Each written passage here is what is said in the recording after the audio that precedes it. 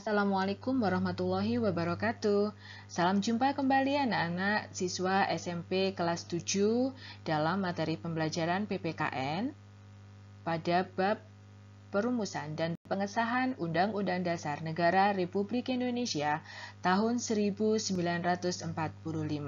Selamat belajar kembali dengan Bu Dwi Utami. Anak-anak, sebelum kita masuk ke pembelajaran, ada baiknya kalian baca dulu tujuan pembelajaran kita pada kali ini, sehingga kalian memahami lebih awal arah pembahasan kita pada pokok bahasan perumusan dan pengesahan Undang-Undang Dasar Negara Republik Indonesia tahun 1945.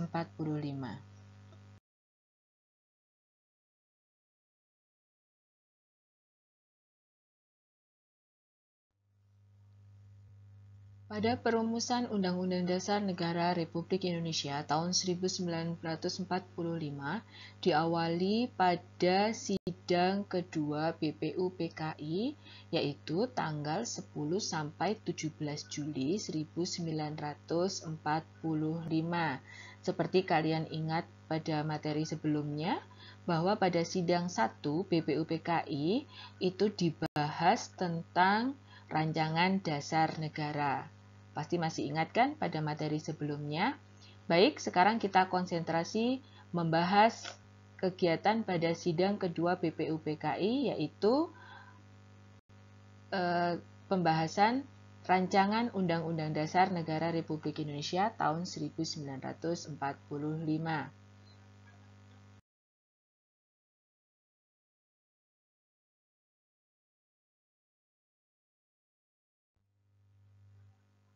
Coba kalian perhatikan pada slide berikut ini akan kita bahas agenda sidang BPUPKI yang kedua, yakni mulai tanggal 10 Juli 1945 sampai 16 Juli 1945.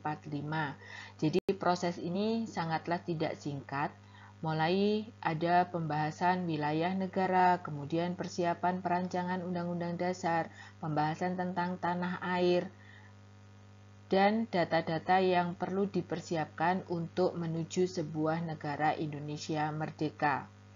Silakan diperhatikan dengan baik, tanggal-tanggalnya semuanya sudah ada di situ sampai pada 16 Juli 1945 baru terbentuk naskah bulat rancangan Undang-Undang Dasar 1945 yang disetujui oleh BPUPKI.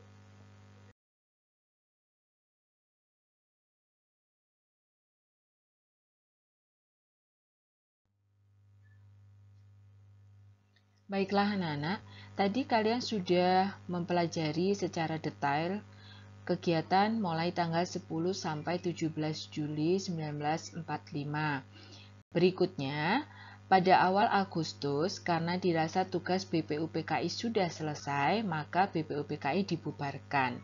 Dan kemudian dibentuklah PPKI, Panitia Persiapan Kemerdekaan Indonesia. Tujuannya untuk apa dibentuk PPKI? Yakni meyakinkan bangsa Indonesia agar Jepang tidak lagi diberikan toleransi.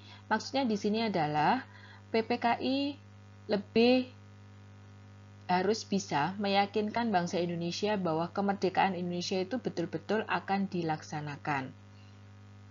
Kemudian, pada tanggal 18 Agustus 1945, PPKI mengadakan sidang yang pertama.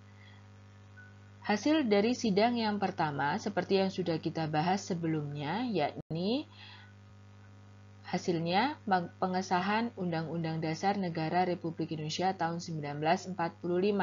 Kemudian mengangkat pasangan Insinyur Soekarno dan Muhammad Hatta sebagai Presiden dan Wakil Presiden Republik Indonesia. Kemudian mengangkat Komite Nasional Indonesia Pusat sebagai pembantu tugas Presiden. Nah, dari situ sudah jelas sekali adanya pengesahan Undang-Undang Dasar Negara Republik Indonesia tahun 1945.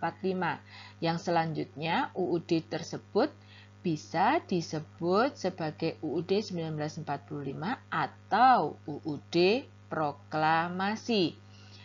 tahun 1945 menjadi identitas bangsa Indonesia. Jadi, tolong diingat-ingat, jangan sampai kalian hanya menyebutkan UUD begitu saja, karena setiap negara pasti punya UUD. Namun, UUD 1945 itu adalah punya bangsa Indonesia. Bisa dipahami kan? Oke.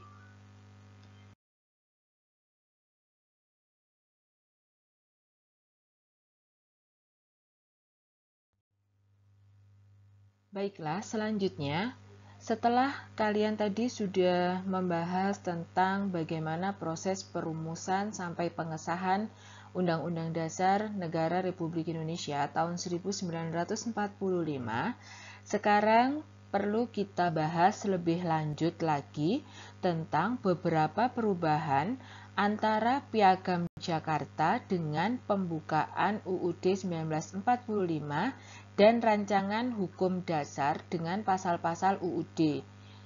Ini perlu kalian ketahui dengan seksama karena seperti kita bahas pada bab sebelumnya, yakni Piagam Jakarta itu hasil dari Panitia 9.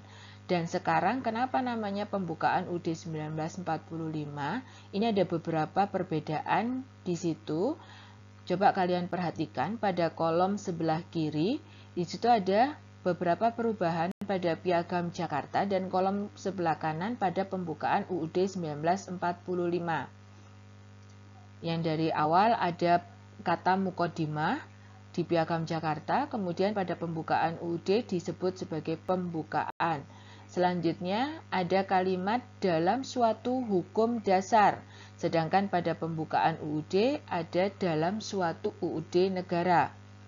Dan ada redaksi pada sila pertama dengan berdasarkan kepada ketuhanan dan kewajiban menjalankan syariat Islam bagi pemeluknya diganti dengan berdasarkan pada ketuhanan yang Maha Esa.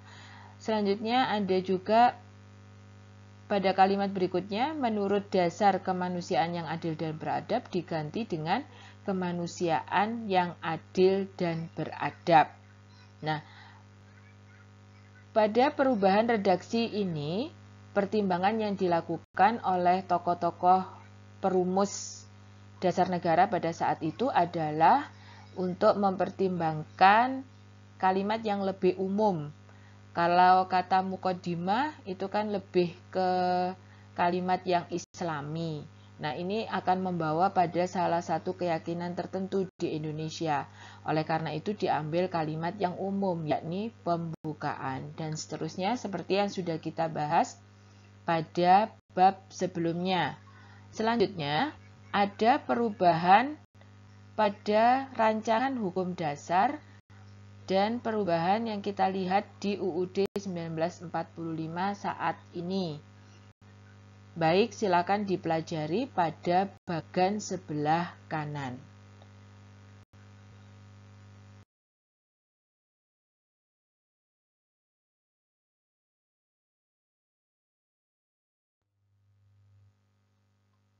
Baiklah, kita lanjutkan. Kalau tadi kita sudah membahas tentang perbedaan konsep Piagam Jakarta dengan pembukaan UUD 1945, kemudian perbedaan pula pada hukum dasar negara dan UUD 1945. Selanjutnya kita bahas sistematika Undang-Undang Dasar 1945 pada saat sebagai konstitusi pertama. Apa sih sistematika tersebut? Sistematika adalah susunannya, isinya, apa saja di dalam Undang-Undang Dasar 1945 tersebut. Yang pertama ada pembukaan. Pembukaan itu terdiri dari 4 alinea, seperti yang sudah kita kenal bersama. Kemudian batang tubuh. Batang tubuh itu apa saja? Ada 16 bab dan 37 pasal di dalamnya. Di luar batang tubuh ada 4 pasal aturan peralihan dan 2 ayat aturan tambahan serta penjelasannya. Itu adalah sistematika UUD 1945 sebagai konstitusi pertama.